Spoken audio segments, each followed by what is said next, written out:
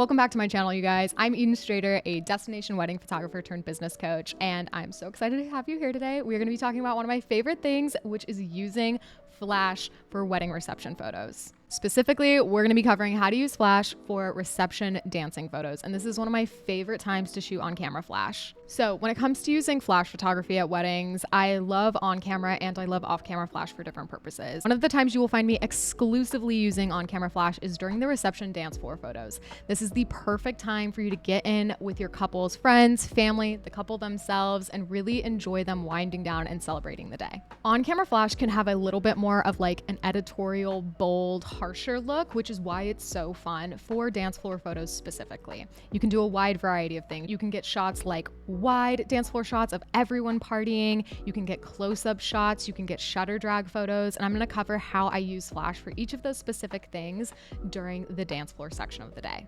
Number one, when you're using on-camera flash for the reception dance photos, I personally love to have the flash, the hot shoe, pointed straight at my subject.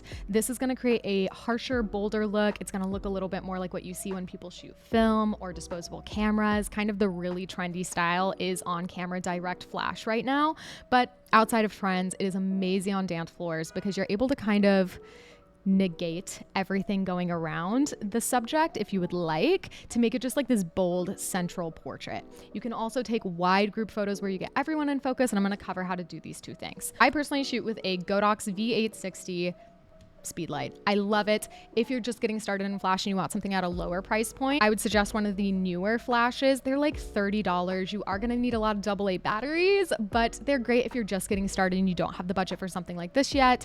I will link all of my gear for you below so you can shop it. Don't feel like you have to buy a bunch of different things to see what works. This is an amazing flash at an amazing price point.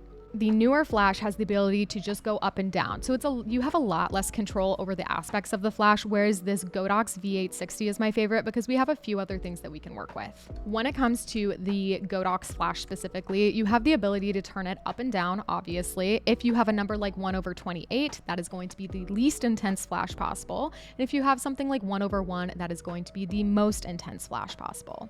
If I am wanting to get a really wide group shot of everyone, let's say I want to capture like the entire energy of the dance floor, I'm probably going to be pretty far away and on a wider lens. So I'm going to need my flash intensity to be higher. That's when we're going to start dropping down to like 1/4, 1/6 to make sure that the flash intensity is strong enough to overpower any ambient light and really just freeze that frame. If I'm getting really up close and personal with someone, I'm probably going to stick at around like 1/32. On dance floors specifically, I generally camp out around like 1/16, 1/32. That's like a really good setting for just being in the mix of people. The only time that I'm going to drop down to a really, really high setting on my flash is if I'm wanting to do shutter drag. So if I'm wanting to do shutter drag, you're going to want a lower shutter speed because we're going to be flipping our camera around, making sure it's getting all of that ambient light. I'm going to want an extremely high flash setting so that it really freezes that frame and also kind of blacks out everything that isn't an individual light strand. And I'm going to want a really high aperture. So a really good setting that you can plan on if you're wanting to do shutter drag is like 1/1 for the actual flash setting. You're going to do 1/10 for your shutter speed and anywhere between like 11 to 16 on your actual camera aperture. You're going to be around 11 to 16.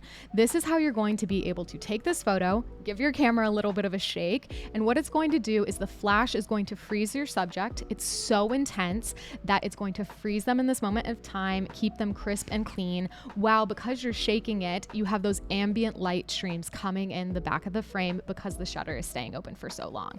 It is magical. It's such a fun way to add variety to your dance floor photos. However, it's going to be one of those things that isn't as achievable if there's a ton of ambient light at your wedding. The reason for this is if there's a ton of ambient light and our shutter speed is that low, it's going to let in so much ambient light into the frame that your photos are probably going to look a little bit more orange or a little bit more blurry. If you're working with like a DJ table, I personally love setting them behind my subject. So it would be me, my subject, the DJ table with all of the lights, because that way I can still freeze them in that frame and the lights come in the background. Whereas if I'm standing on the same side as the DJ, those lights hitting the subject from the same side are going to kind of create that blurry effect. If you're a little bit worried about having a flash going off like directly in your subject's faces, another tool to make it a little bit less intense is to just flip your camera up a little, and you can either bounce off the ceilings, bounce off the walls if they're white. This is gonna create more of a natural light look. It's gonna almost look like the room was light, so it's not as fun of a party look. But if you're also not having accessibility to white walls or a white ceiling, you can flip this card up, maybe tilt it like halfway, about like that, and that light is just gonna bounce off that card a little bit onto your subject. Again, that's going to create more of a natural light look for your dance floor photos in comparison to this direct flash, really fun, really bold and contrasty look that you see in typical dance floor photos.